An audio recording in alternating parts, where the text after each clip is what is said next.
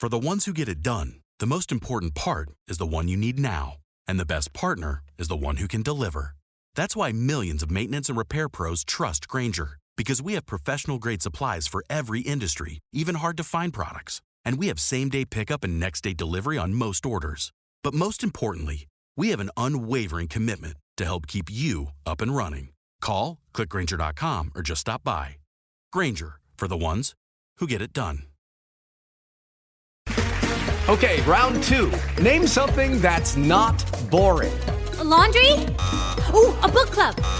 Computer solitaire, huh? Ah, sorry, we were looking for Chumba Casino. That's right, ChumbaCasino.com has over 100 casino-style games. Join today and play for free for your chance to redeem some serious prizes. ChumbaCasino.com. No purchase necessary. Void where prohibited by law. 18 plus. Terms and conditions apply. See website for details. Hey, it's Your Financial Maven, Samantha M, Besnoff, CPA. And after almost 25 years in the accounting world, I've decided to share my insights and passion about money. Knowing your money and hopefully feeling less stress about your money is what I call being financially empowered. Welcome to the Your Financial Maven podcast.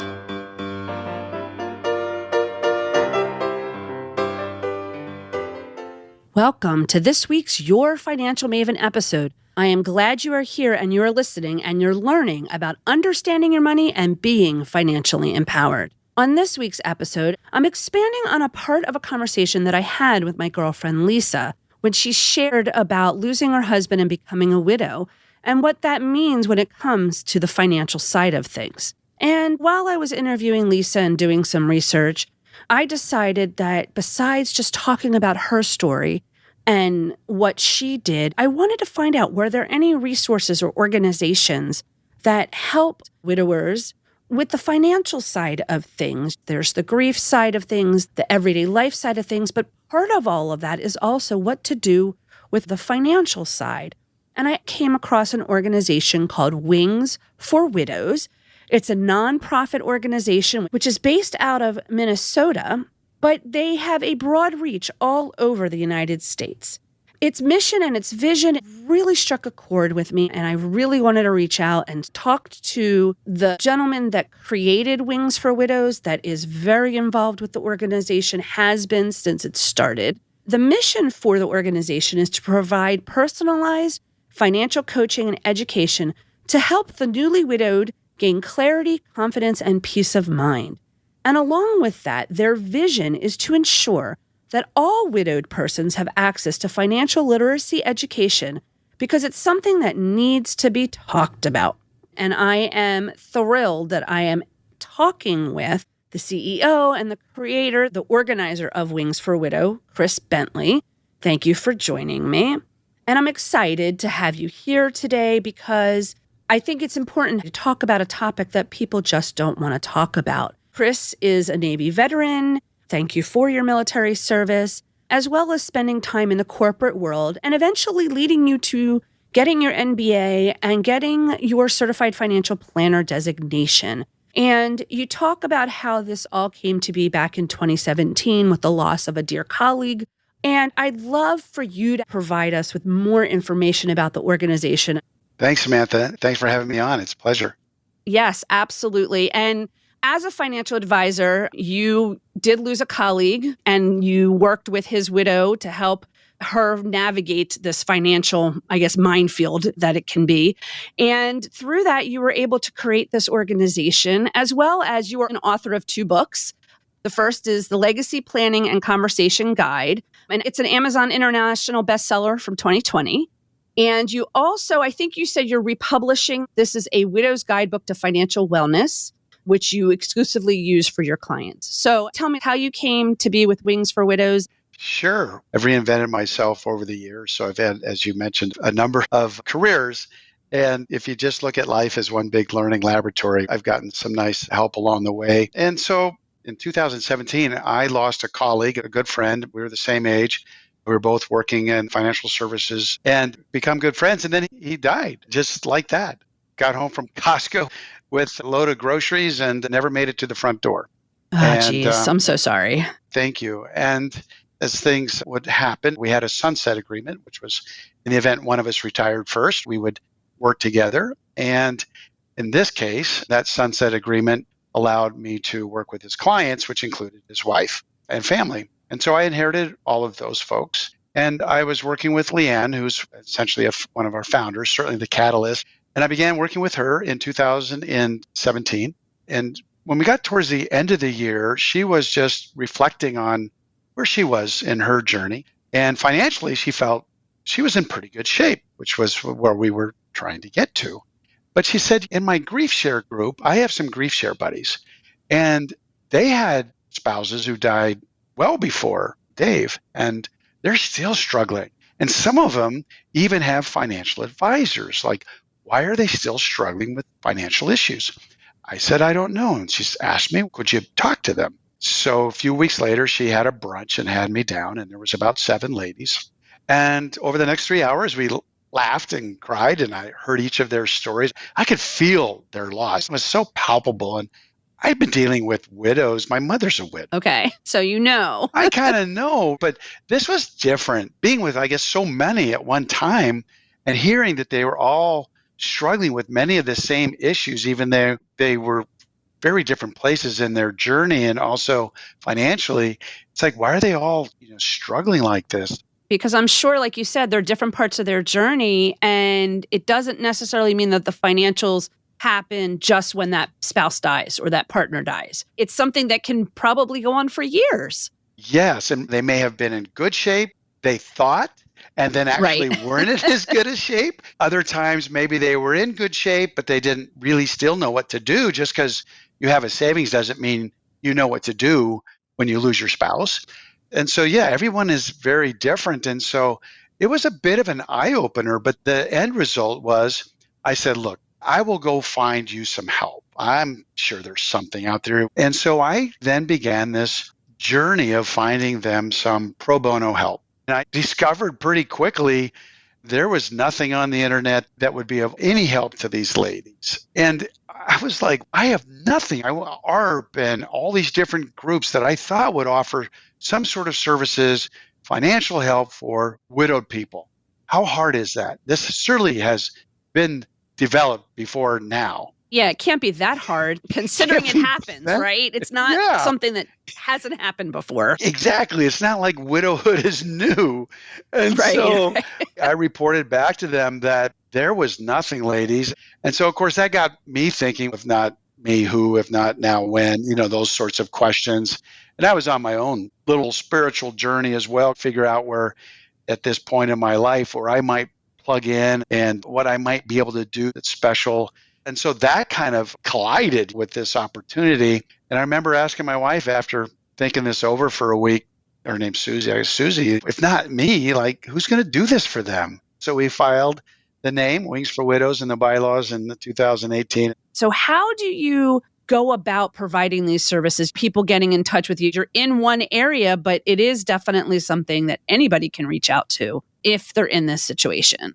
So when we started in 2018, it was really proof of concept. Let's see if we can actually figure this out. And so we were doing everything in person in the Twin Cities. So we're based in Wayzata, and so everything's here in the Twin Cities, Minnesota. And so we're just visiting with people from her grief share group just to see what would this look like? How would this script look? And what would I do? And I guess I need some checklists. Which is great that you had access already to a group that you could say, okay, let's see if this works. And if it does work, what can we do beyond that? That's exactly right. It was really a mini focus group, not knowing that. And then that's exactly right. We would go meet with them and kind of felt role play-ish because we already knew them. So really in 2018, we did very little except just figure it all out. Today, it looks very different than what we figured all out. So in 2019, we actually had 14 real clients. And we're still figuring it out. And the checklist got better, and there was a methodology, and we had a structure, and we built some of the very beginning intake forms so we could learn a little bit about the person, and still have that today. And the vision hasn't changed, and the mission hasn't really changed much since 2017, 18. But the way that we would meet with everybody, as I said, one-on-one. Well, of course, COVID came along in March of 2020. So just as we were starting to build up steam, it all came to a grinding halt. We couldn't meet with people anymore. And so we went back to the drawing board and said, how are we going to do this virtually? And there's something called Zoom that came out, and all of this was all new to us all. So as we're all navigating through that, we figured out we're going to have to provide some sort of a manual so that a coach virtually working with a client, they could be on the same page. Let's use the same roadmap. And that's what happens. So I wrote 2 books in 2020. I had extra time in 2020. So I think a lot of us did. Yeah. Right. So I had some time to write that manual, and then that international bestseller. That was one that I actually had planned to write and launch then. But the other one I wrote after that got launched in April, which was around legacy planning. And who knew that 500,000 people were going to die that year, and that legacy planning would be kind of an important topic. And it is an important topic. It's not just about financial. Legacy planning has all different components. And I'll admit it, my husband and I haven't sat down and done ours yet. And honestly, I think after all of this, we will. Once the kids get off to college in the fall, we're going to sit down and try to figure this out, because it isn't just the financial pieces. There's other pieces, but it's important to have that. It was Wings for Widows doing that initial couple of years of work where I realized we were working with people that really hadn't ever talked to their spouse about all these important topics before one of them passed. And actually, I got angry about it because I'm like, how are people not talking about all these important things? Of course, I hadn't talked about those important things with my wife too. Right. So I wrote this book, and then of course, it forced my wife and I to do the work.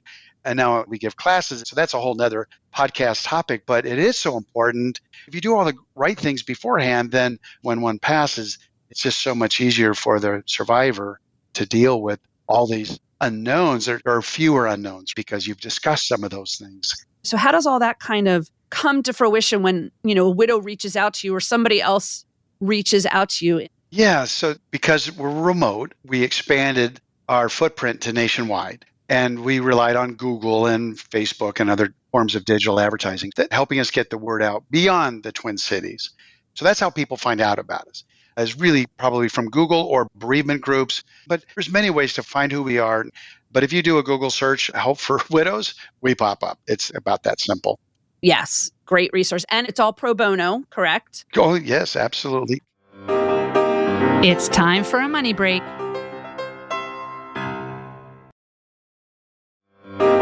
Welcome back from our money break. So they get to our front doors, and then usually the first thing they will do is take this financial wellness check. And so that's where everyone starts. And it's a score for folks who just want to know how they're progressing through the mountain of practical things to do after losing a spouse. Funerals behind you. I know there's all these things I have to do. I've pulled some stuff off the internet, but I really don't know where to start. So what we do is we provide this financial wellness check, and it gives everyone a score. It's all relative speaking. So we look at the 13 areas that we cover, and it pulls questions out of each of those areas. And if you've not done these things, well, then you get a lower score. If you've done these things, you get a higher score. So it's very simple, but it's all relative. And then if they end up working with us, then we already have a starting point with them. We don't have to go back to the beginning and ask all these questions. We have some idea where they are in their journey. So that's where it all begins, is the financial wellness check. It helps them, a new widow or even an older widow. We work with anyone. We should say that too. All of our services are free, but we'll work with anyone. Brand new, someone who's been a widow for 5 years and are still struggling. Sometimes those are the really tough cases because they've done all the basic things, but they just can't crack the code on a mineral rights or this or that, or because it's a blended family. There's all these financial issues that are being impacted by legal issues, and it drags on, and they come to us for help, see if they can get some relief. That's awesome. And so how do you go about finding any of your staff or your financial planners to help you help others down that financial path to make sure that they're being educated, they're being financially empowered to make good decisions so that they're not stuck or feeling like they don't know what to do? Because when you lose a spouse, a partner, it's stressful and it's hard and you're dealing with all these emotions. And if the financial piece can be tied down and there's a plan, I'm sure that helps. Absolutely. And the bereavement industry, they agree with us. The number one priority for a newly widowed person, men or women, right? We're talking about both widows and widowers. I understand primarily your audience is women, but it's true across the board. You lose a spouse, unless you've taken some magical class somewhere, right. You do not know what you don't know. We always say, begin with financial clarity. get clarity around your situation because you can't make decisions without financial clarity.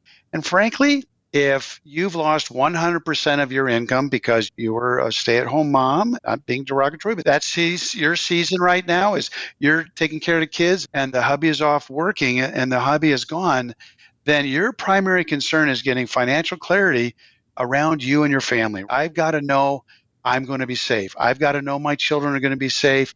And there's a lot of myths out there. I call it myth advice, is don't make any major decisions for 12 months.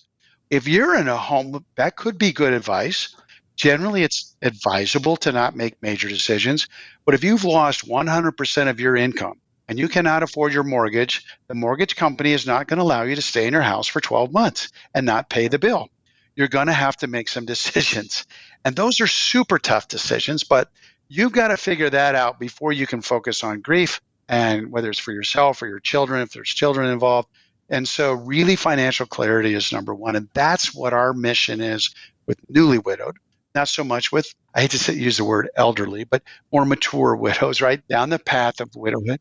But like you've mentioned, there's still things that they're dealing with that might pop up a couple years later or 6 months later or whatever that they weren't aware of in that process of trying to get clarity. Or just, like you said, they were good and then something happened and then they weren't good. That can happen too. But for most of the folks we work with, that 3 to 6 months, 9 months period after the death or the funeral, where they can begin to think, okay, next steps beyond the funeral, that's really sort of our sweet spot. We'll work with anyone, but that moment is where all the uncertainty around cash flow and do I have enough? The number one question for retired people or people who want to retire, will I have enough? But it's not just about knowing, will you have enough? It's the access. How do I get to that resource?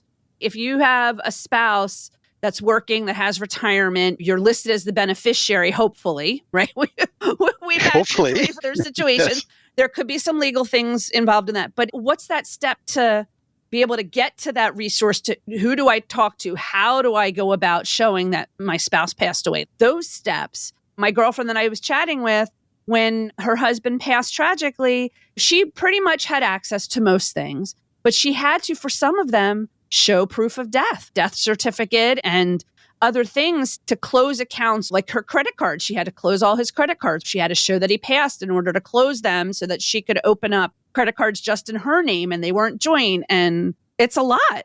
It's a lot. It's a mountain. I call it a tidal wave of stuff. And you're exactly right. And so if someone works with us, then we walk through all of those areas: banking, investments, taxes, estate planning, your will, your beneficiaries, all of those things. But there is an order, because if you try to do something before you do something else, then you're not going to have what you need to do that something. So we have a top 10 list for new widows, and it's out on our website.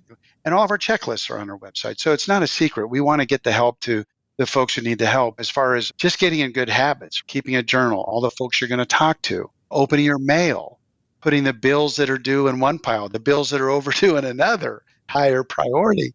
Or if you're online banking, knowing that if you have automatic payments set up, being aware of that to make sure the cash flow is in the bank for those automatic payments, and getting people to be aware of that, because you don't want them to have bills go out and then they overdraft their account and then it's now what? The digital world has opened up things to us, but it's also made it harder for surviving spouses. So you're talking about access. So first they have to have access. So where are the passwords? Where's the keys to the lock to the bike? Yeah. Right? And, oh, by the way, was there a safe deposit box? And am I on that for access? Because quite frankly, it's like trying to get into Fort Knox if all your important papers are at the bank. And access in our digital world, cell phones, email. And that's why I really stress that if you're in a relationship, partnership, spouse, you guys need to talk to each other about this stuff. Where are the passwords? Like my husband and I share, it's called Password Safe. And we have it on all the computers and it's linked through our OneDrive. But you need to talk to your spouse, especially when it comes to money. You need to have those conversations about the money. What banks are we at? What credit cards do we have? How do I get access? Am I designated to have access? It's important. Absolutely critical to have those conversations. And we just find just so many do not No. And back to the access thing, you mentioned making sure there's money in the account. The online bill pay is a little problematic because is there actually money in that account to pay the bills? The other one is, what if the spouse's credit cards or the spouse's account is the one that is attached to the bill? That's fraud if the spouse's account is linked and paying those bills, because maybe it's not a joint account. Maybe some bills are being paid by the spouse's bank account or by the spouse's credit card. That has to end. You've got to go in there and change that designation, because at the date of death, there should be no more spending or any more business on the credit cards. That includes the ATM cards. All that has did not to end. know that. So Okay. it's very important. Yeah, very important to have these conversations about money so that everyone knows who's paying what and what account it's coming out of. If it's an online account, then with the loss of a spouse, you might have to redesignate where that's getting paid, because if you don't, that's actually unlawful. I did not know that, which is interesting because as a small business myself, I have my own small practice. When I pay for things with my business credit card, now I'm a sole proprietor LLC, and it's in my name, my social security number, that kind of thing. So that's something interesting to know, that if something were to happen to me, that my husband would have to immediately stop all that and switch it out. So that whole online world, I mean, there's the whole passwords, not getting hacked, particularly after a loss of a spouse. It's very vulnerable because if there's an obituary or it's made public, then of course the hackers are all over that. So one of the things we do is pulling that credit report within 60, 90 days of freezing accounts, making sure that everything is hunky-dory there. Yeah, my girlfriend, Lisa, when I chatted with her, she was saying that they use one of the services for credit monitoring, but she said that like within 30 to 60 days after Joe had passed, she was getting all these alerts and notifications of using her information and locking down the cards. And yeah, people, they find out you're dead and they're going to try and take advantage of it. It's sad, but true. It is sad, but true. It is. But not just like the bank accounts. There's life insurance policies, hopefully. There's retirement accounts, hopefully. I guess dealing with the spouse if they worked for a company and how that all plays out and however they did their contracts and documentation for stuff like that. I'm sure that's hard to navigate and how to figure all that out. That's a great point. That's the second part of access. Hopefully there's all those retirement accounts, Right. maybe IRAs somewhere else. If you're older, you might have multiple bank accounts and multiple IRAs, rollovers from previous jobs. So you have all of these accounts around that may be your late husband's. And so you're going to want to get your arms wrapped around those. And we always preach as a financial advisor is do some consolidation, particularly if you know if there's a bad prognosis or something. Let's do some preparation. So some of that is just simplifying life financially for you. You don't need 7 IRAs in 7 different places. True. They're all going to be covered, right? Get them together. And you're going to get much better advice from an advisor or a professional person than when they're all together. Your advisors are all volunteer, correct? They all volunteer their time? Yeah, they're all certified financial planners. We've got about 90 of them right now across the country, I think in 30 That's states. awesome. That's awesome. We've worked with clients in 48 states. Still nobody, I don't think, in Montana. So I guess they're all fine. Nobody dies in Montana. I don't know. Maybe not.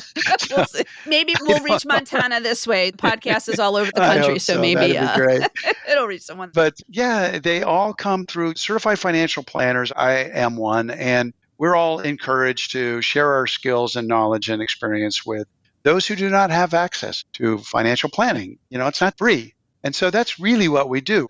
These certified financial planners who are in the business of doing planning for clients, most of that is retirement planning and education planning, maybe estate planning, but they're just used to this. They're used to working with people, solving problems and helping them. And so they're just terrific to work with because they already have that mindset. They're problem solvers. So when they renew their licenses every 2 years, big screen comes up that says, have you volunteered this year? And of course, it makes them feel guilty. Oh, no, I haven't done any this year. And so that shoots them off to another website called the Foundation for Financial Planning. And they're a 501c3, a nonprofit. And their job is to ensure that, or at least their mission is to make sure that all peoples have access to financial planning. So they highly encourage the CFPs to reach out. I think there's 17 folks on this particular website, and we're just one of 17. So there's a lot of need out there. And that's a huge accomplishment, I think, for your organization, considering you just started in 2018. This is year 5 for you. And how are your metrics? You're seeing that. You're seeing thousands of people coming through all these years. Do you feel that you've made that much of an impact to help them with their financial literacy? Yeah, we're really working hard to be able to measure all of that, both before, during, and after, and doing some things internally around metrics to get really dialed in on that.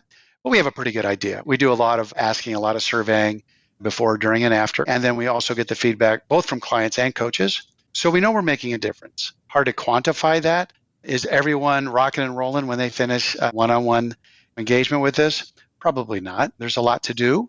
But our mission is to give them clarity and some confidence and a little peace of mind that they're going to be okay, and then connect them with all the resources to continue on. So we don't do all the work for our clients.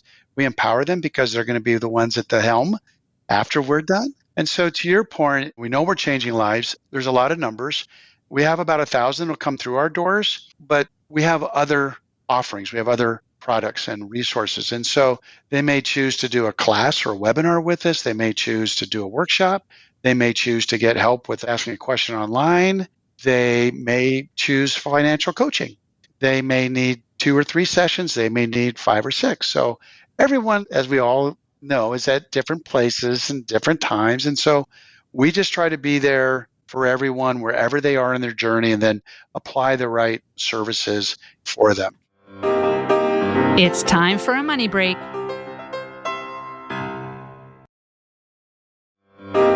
Welcome back from our money break.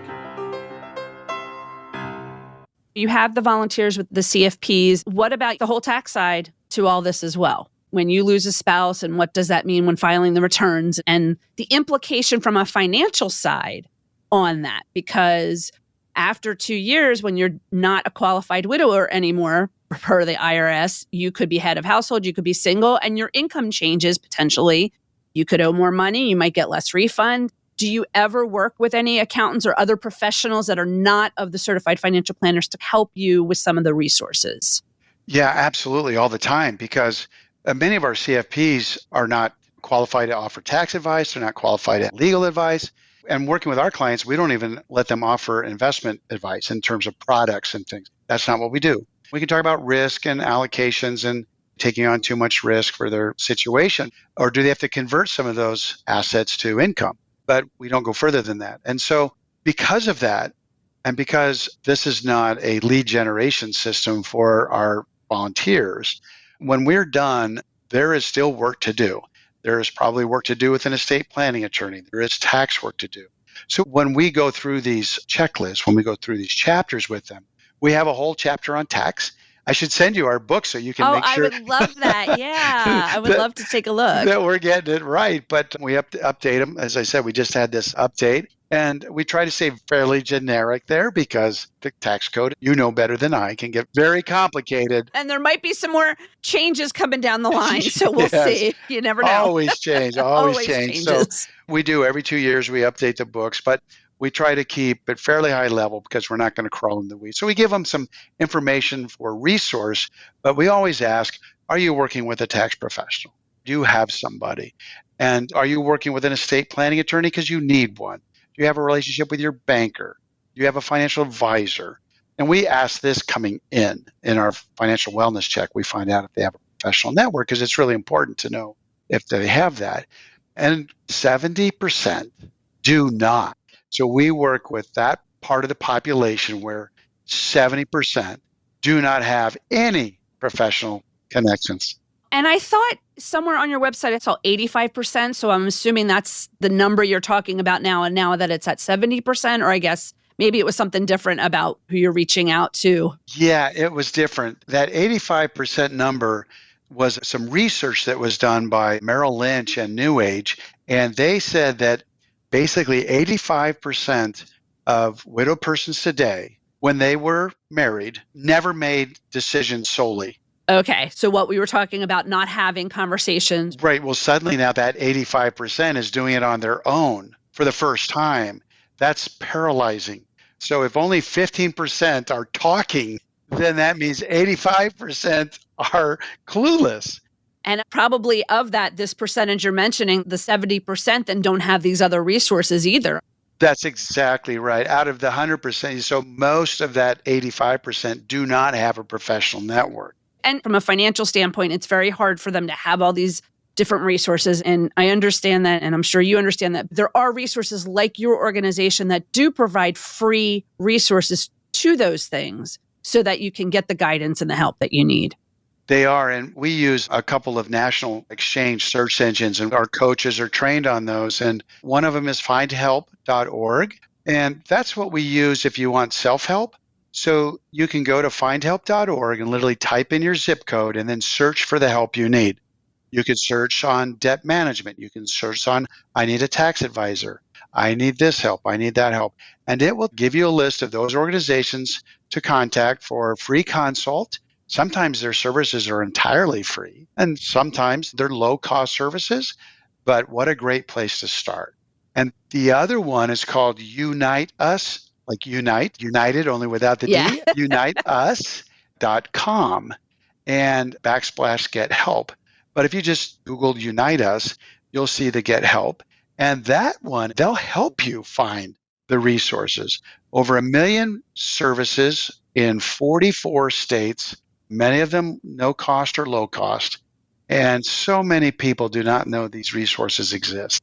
Yeah, I didn't know that they existed. And even for someone that financially can have all these other resources, it's still nice to know, especially when you have this change, when you lose your spouse and you're widowed now and you don't know what to do. You're not thinking necessarily that you want to spend money or in certain areas that maybe you don't need to. So I guess with that, what are the top financial issues you are seeing? What are the specific things that you do come across after they do the checklist and then they're ready to do their one-on-one? What are you finding? Well, the big problems we see, number one, I think, is understanding the spouse's estate. They do not know what they own, what the spouse owns, what they own together. And sometimes this is easy because, unfortunately, it's a young couple and they don't have a lot. The average age in the U.S. is around 59 years old. For us, it's 57, so it skews fairly young. And so at that age and older, there could be lots of complexity. So the very first thing we try to do is help them get organized.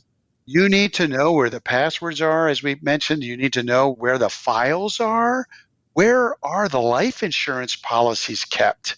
Because that might be something, if they exist, that you might want to do right away if you're short on cash. All my stuff's all digital now. I have it saved into files and folders. We have them all up in the Google Drive that we have somewhere, whatever. But do you recommend people to still print them out and keep them somewhere else? Or is it because it's digital, like just know where you need to go? Yeah, it depends on the age, right? The generation we're working with. So you're much more comfortable, right? And the younger generations with digital.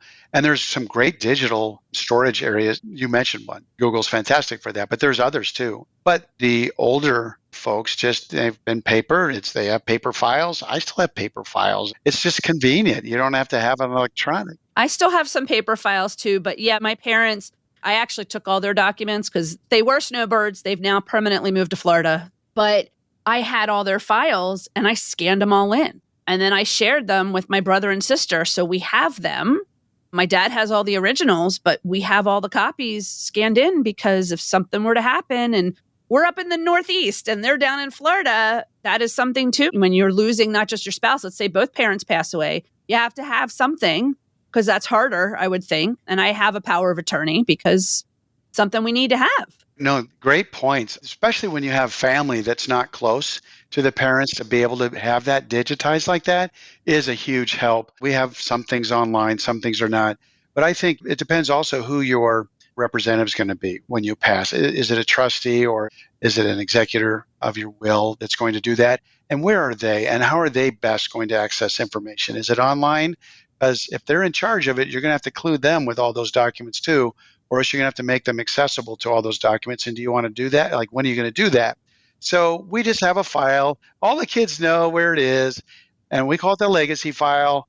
And everything you need to know is in there. And all of our trusts and wills and documents and insurance policies and the books that I've mentioned that I wrote, that we filled out, that's all in there. And it takes you through all of that. And so all those questions are answered and all there. And then, of course, our duty now is to go back and make sure we're updating that so they have this current information. But yeah, it really depends on your family unit and how you want to treat that. But I think for being able to share documents, it's a wonderful thing to do. But some people have a lot of documents, and that's a lot of scanning. It is, yeah, Yes. a lot of stuff. But even if it's just that main page of this is where you need to go to get it and have that shared and stuff like that. But you're right. It's also the updating. My husband and I are going to plan to sit down this fall once kids are at school and just start going through all that stuff, because it's important to have it all updated and in order. Like you said, know who has what. Is there anything else you want to share about Wings for Widows, or anything regarding having more financial education empowerment when it comes to the financial side of knowing what you need to do? I think we covered a lot of the great stuff. So having your will in place, having your beneficiaries updated, absolutely critical, because it doesn't matter what's in your will if your beneficiaries are different. So if in the will, it says, hey, everything's going to go to this person, but in your beneficiary, in your IRA or your 401k or your insurance policy, it's somebody else, and that somebody else is going to get it. Doesn't matter what you put in your will or your trust. So very important to have alignment around that. And I wanted to mention insurance, because we find that the number one cure-all for anyone losing a spouse, if there's enough life insurance, life gets a whole lot easier, a whole lot faster financially. I'm a life insurance agent, so I know that it is. Life insurance is important to have, and you can never have enough. Never have enough. And the more you get, the younger you are, the cheaper it'll be for the rest of your life. You'll save so many thousands of dollars in premiums if you get it when you're in your 20s and your 30s. And of course, we never know what they're going to diagnose tomorrow. And so you may not even qualify tomorrow, but you qualify today. Get it done. It's so cheap. Buy all as much term as you can, and you will never be sorry. It'll be the best advice we can give today, Samantha. That's true. I agree. You can never have enough life insurance. Chris, this has been wonderful. Like you said, I think we've covered a lot. Your organization, Wings for Widows, I'll leave all the information in the bio area of the podcast show. Great information, great resources you're providing. And again, it's provided on a pro bono basis. And you are all over the United States. And so it's not just for those in the Twin City area in Minnesota. So I really appreciate you spending the time with me today. It's been fun. Let's do it again. Yeah. Oh, I would love to. All right. Thank you. Great. Thanks, Samantha. Your Financial Maven is going on a short hiatus, but I'm excited to be back soon. I still want to hear from you as well. Please visit www.yourfinancialmavenpodcast.com and leave me your money stories, your money insights, or your money questions. Just click on the YFM podcast link and let me know what you have to say about your money. I want to say thank you to Seneca Women in iHeart for this amazing opportunity, as well as thank you to my family and friends. This has been an amazing season learning about money, and I hope that you've learned something too. For now, this is Your Financial Maven. Credits: Producer, Your Financial Maven, LLC, and Samantha M. Besnoff, CPA. Music, composition, writing, and recording by my amazing cousin, Dan Shore. Podcast editing by Chris Zarnock of KM Zen Creative. The purpose of this podcast is to provide general information on the subjects discussed. It is for educational, informational, and entertainment purposes only. You should consult your CPA, accountant, or tax professional for all of your specific financial needs or situations. Your Financial Maven is a production of the Seneca Women Podcast Network and iHeartRadio. For more podcasts from iHeartRadio, check out the iHeartRadio app, Apple Podcasts, or wherever you listen to your favorite shows. Judy was boring. Hello. Then Judy discovered ChumbaCasino.com. It's my little escape. Now Judy's the life of the party. Oh, baby, mama's bringing home the bacon. Whoa, take it easy, Judy. The Chumba life is for everybody. So go to ChumbaCasino.com and play over 100 casino-style games. Join today and play for free for your chance to redeem some serious prizes. ChumbaCasino.com. No purchase necessary. Void where prohibited by law. 18+ terms and conditions apply. See website for details. Wells Fargo presents one of the surest ways to grow your money. A Wells Fargo CD account, where you can earn a 5.00% annual percentage yield on an 11-month term with a minimum opening deposit of $5,000. Visit a Wells Fargo branch or wellsfargo.com/CD rates to open a CD account and start growing your savings with us. Wells Fargo Bank, N.A., member FDIC.